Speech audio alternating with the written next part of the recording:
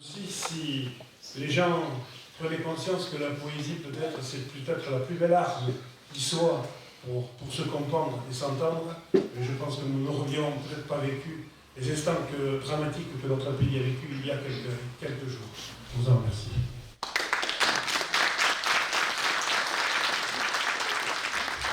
Léo Vieux essaye autant que possible de nous faire sortir d'un monde qui guide les idées.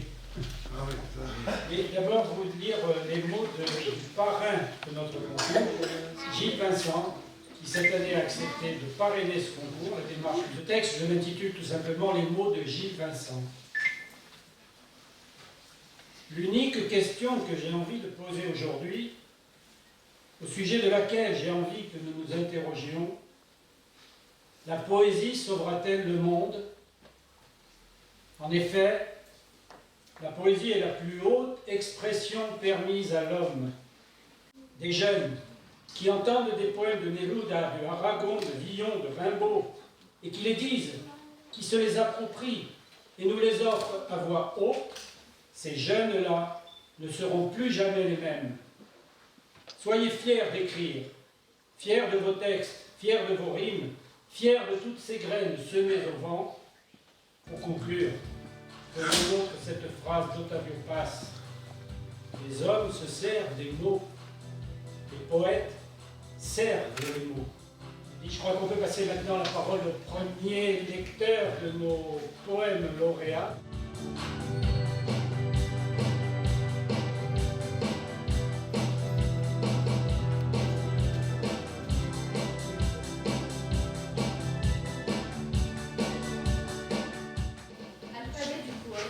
Versé par le flux sur l'île du silence, cadence les filles au remous du soupir, d'une plume glissant sur l'herbe de semence, égrénant en douceur les vocables lascifs, fleurette de jasmin, le souffle du poète, gorgé de ses parfums, ô printemps fugitif, harmonise les tons sur la toile discrète.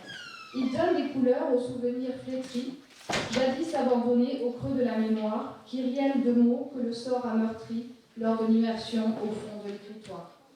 Magnolia fleurit, ses tracés gracieux, nacrés dans les lueurs, à l'aube renaissante, où les rayons humés dans l'instant précieux perlent de leurs secrets l'étoile finissante. Quand le poète happe un petit pan du ciel, rassemble les novas en syllabes magiques, ses poèmes écrits au gré universel tissent l'intemporel dans des stances uniques. Un éclat rouge, espoir à la source des mots, voyage dans le temps pour rattraper les heures, wagonnette filant sur le flot des sanglots. Xylophone d'émoi dans leur gamme majeure, viole de songe bleu l'alphabet du poète, zèbre de son azur, ses pages de prophète.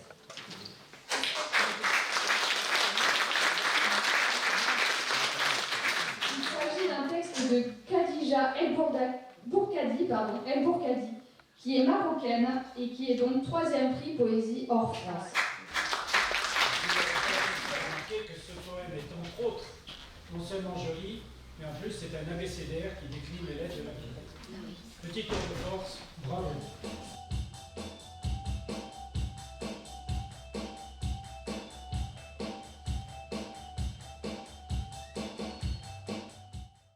Partout sur les tombeaux brillent les photophores, aux reflets rougeoyants illuminant la nuit. On voit de-ci, de là, des cornes, des amphores, des milliers de fleurs pleines lumineuses. Sur les croix en rêvant, sous la lune opaline, un hibou esselé ulule sa chanson. L'araignée va tressant d'éthérées mousselines, on dort sereinement, ici, à sa façon. Sur la pointe des pieds et tout en humant l'air, un chat vient se frotter dans l'ombre des sapins. Alors tous les gisants, endormis sous la terre, rêvent d'entrebâiller la porte du matin. Les cieux s'ouvrent enfin et la lune se cache. Quand le soleil s'en vient au volant de sa nef, s'éclipsant peu à peu au feu de son panache, et le laissant saisir les rênes de son pied. C'est la montagne autour, en levant mon visage, qui offre à mes regards son garde indélébile, quand la brume étourdie délivre son message, parfumant la rosée d'un arôme subtil. Rien ne frémit encore. Seul le merle moqueur, saluant le coucou, répond à l'unisson sur un air de Chopin, musardant jusqu'à l'heure où la voix du zéphyr se joint au diapason. Oh, revenir ici, dans l'ultime demeure, entourée de forêts, d'éperons, de sommets. C'est là que j'aimerais quand sonnera mon heure, contre un vieux mur fleuri, reposer à jamais. Alors il a obtenu le 3e prix de la poésie de France.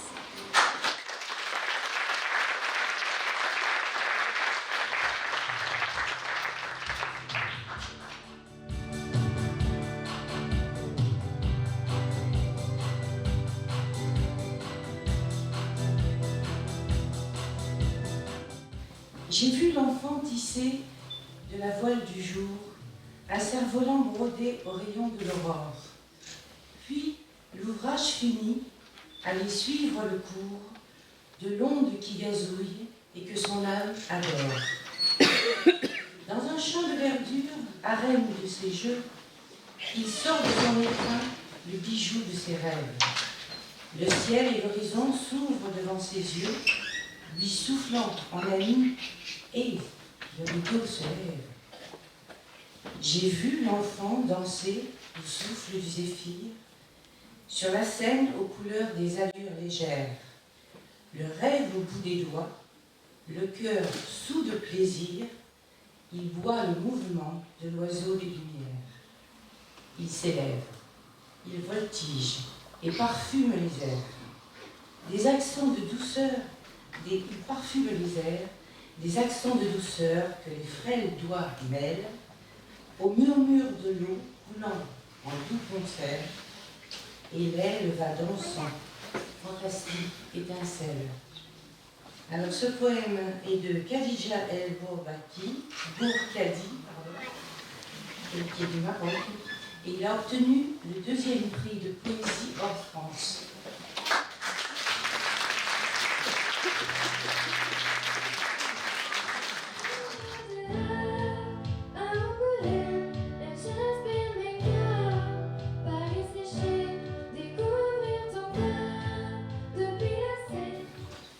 Toi, mon bel enfant, ma fierté, mon orgueil, que fais-tu là, dans ce pavillon de la mort? Cette envie folle d'oublier, ces visions de cimetière, de fleurs et de cercueils. Je te prends dans mes bras et te serre si fort. Toi, tu ne comprends pas. Tu dis ma leucémie du haut de tes 5 ans. Tu as l'air presque fier. Cette envie folle de crier. Sur le petit drap blanc, ta pauvre main bleuie par l'aiguille dans ta veine. Oh, la chair de ma chair, mon pauvre amour martyrisé. Je voudrais tant que cesse ta souffrance et que cesse l'enfer. Cette envie folle de hurler, arrêter de penser encore combien de temps, puis fuir enfin l'hôpital et son odeur de terre. Comme je suis impuissante face à ton agonie, seul mon immense amour soulage ta douleur. Cette envie folle de mourir. Pourquoi ne tuez pas mon enfant, mon petit? Reste encore quelques jours, ou même quelques heures. Ne ferme pas les yeux, ne t'en va pas déjà. Regarde le soleil à travers les rideaux. Cette envie folle de vomir. J'ai la tête qui tourne. Non, ne me quitte pas. Vers le ciel tu voles. Adieu, mon bel oiseau. C'est Patricia Bugard de France qui a obtenu le 2e prix.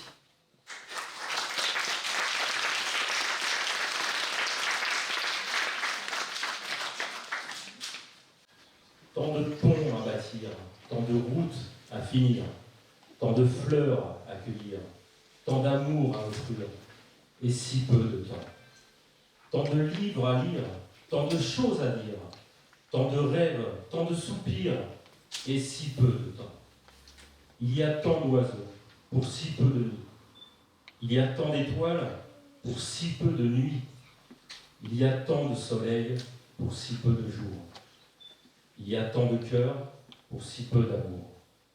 Ça fait si longtemps que je l'attends le temps, que j'ai peur maintenant, car je sais et je sens que lorsque je l'aurai le temps, quand enfin j'aurai le temps, ce sera juste le temps de partir. Elle a eu le premier prix de poésie hors France, le prix spécial Gilles Vincent. Denise Envoy, Italie.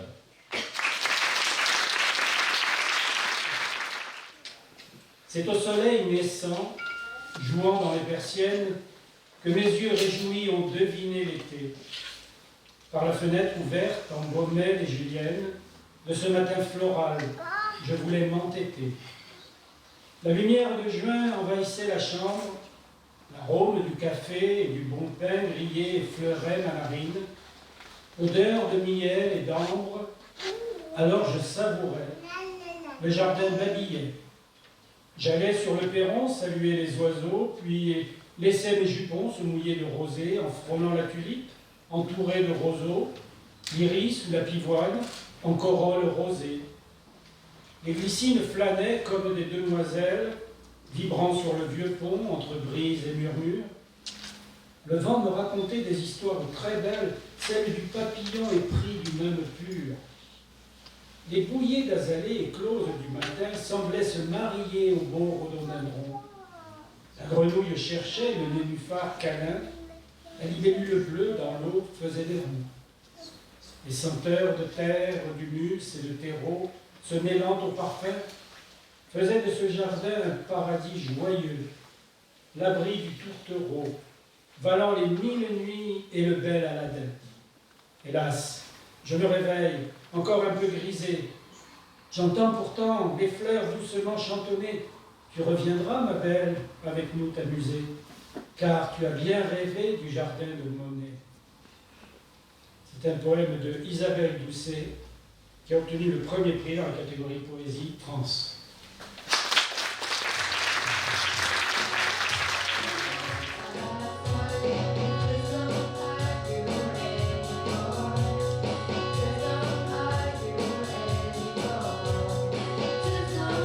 Cette prose est intitulée Les mots.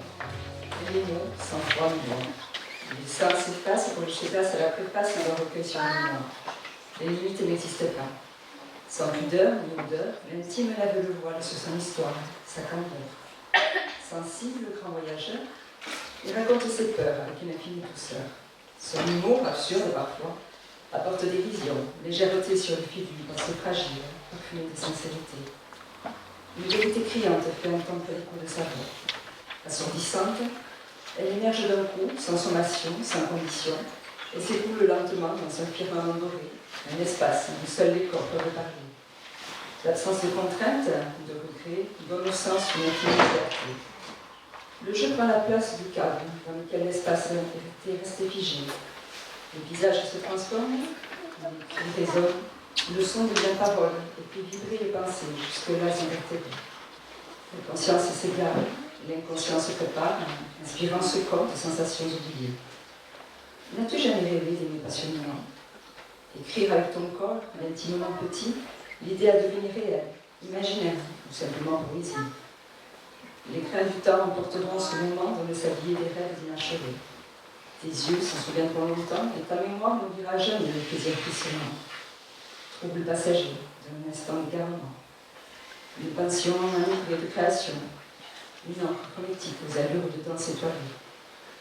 Une ode à la vie, à l'amour, aux envies qui ne meurent jamais. Ce texte a été écrit par Michel Suberviel, de France, qui a obtenu donc le 3e prix, ex aequo.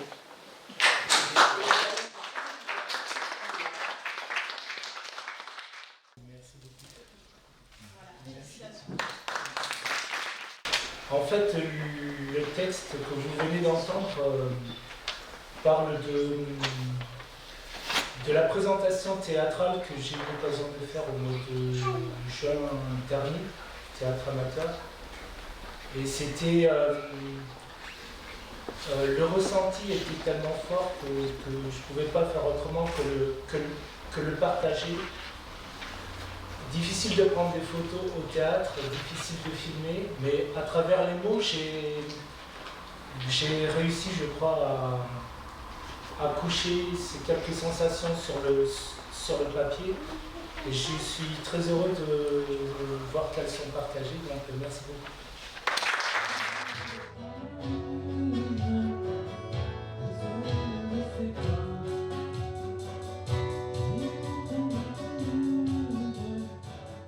Ce matin, il le sait, son travail sera intense. Rien ne le perturbera. Pas même la pelleteuse du chantier de la nouvelle école, à quelques centaines de mètres de son appartement de banlieue. La danse des doigts sur le clavier n'arrive plus à suivre les idées qui fusent et fusionnent. De temps en temps, l'espace de quelques secondes, il s'arrête. Le regard droit devant, fixant tantôt le miroir, tantôt les murs du salon, sans les voir. Les mains prêtes à frapper encore plus fortement les touches usées du clavier. Les traits de son front se plissent, signe révélateur. L'homme réfléchit. Comment formuler cette phrase? Va-t-il l'écrire? Oui, elle est bonne finalement. Et le voilà reparti, l'écrivain. Le créateur d'idées, le créateur d'histoire, le créateur de rêves. Il tape avec constance, oubliant le temps qui passe, oubliant la vie, oubliant même sa propre vie. Son roman serait une formidable histoire d'amour et d'amitié, de courage et d'aventure, et surtout une quête de soi. Son héros, excellent militaire, déserte l'armée à l'annonce d'un conflit. Renié par sa fiancée et ses amis, et supportant mal sa lâcheté, il décide d'aller secourir ses amis capturés par l'ennemi. Concentré, l'écrivain n'a pas entendu les bruits de pas dans le couloir. Son petit déjeuner a été déposé, toujours le même depuis sa fuite. Croissant, confiture, œufs brouillés, ainsi que son carré de chocolat, sa petite gourmandise. Sur le plateau, un petit bouquet de fleurs, dont certaines encore en bouton, ceint d'un bolduc rouge satiné. Délicate et gratuite attention de sa servante. Et comme d'habitude, elle a dû marmonner, s'indigner et repartir en dodelinant du chef en le voyant ainsi, imperturbable, isolé dans sa bulle invisible, dans son monde imaginaire, en plein cœur de Paris. Donc ce texte a reçu le 3e prix ex aequo.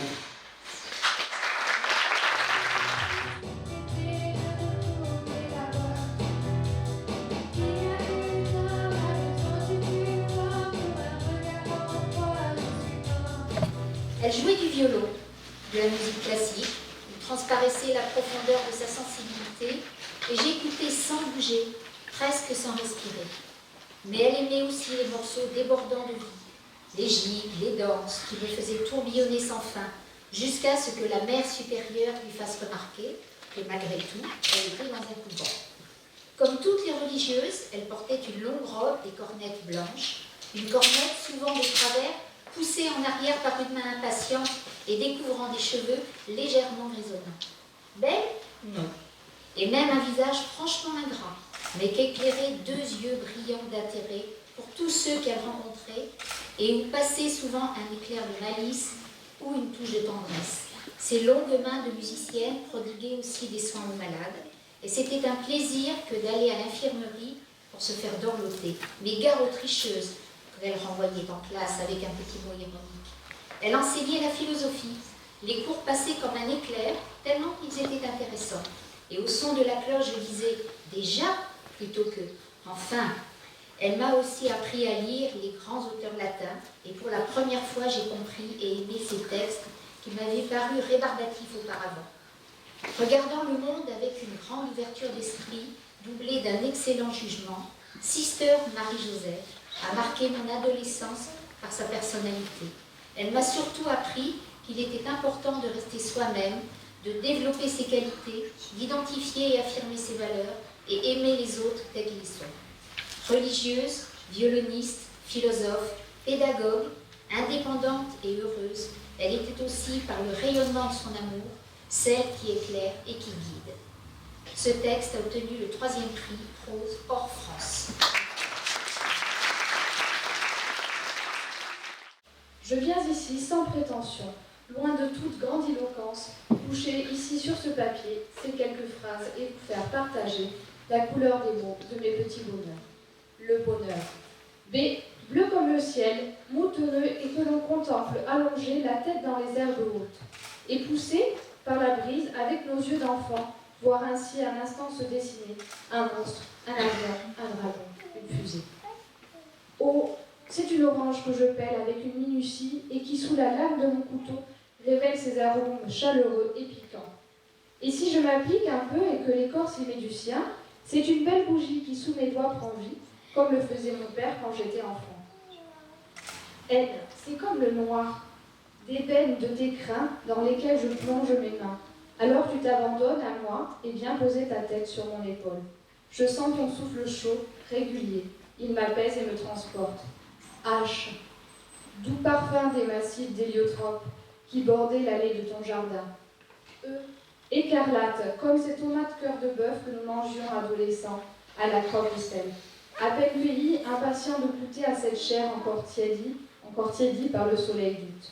U, unis, ensemble, ce sont toutes les couleurs de l'arc-en-ciel, tous ces moments partagés et que nous partagerons encore. C'est le bruit de l'océan au petit matin, un sentier ombragé de montagne, la couleur de ta peau sur les draps, les hurlements d'une foule aux premiers accords de guitare. R, ce sont tous ces objets rouillés par le temps et l'usage que je collecte à main à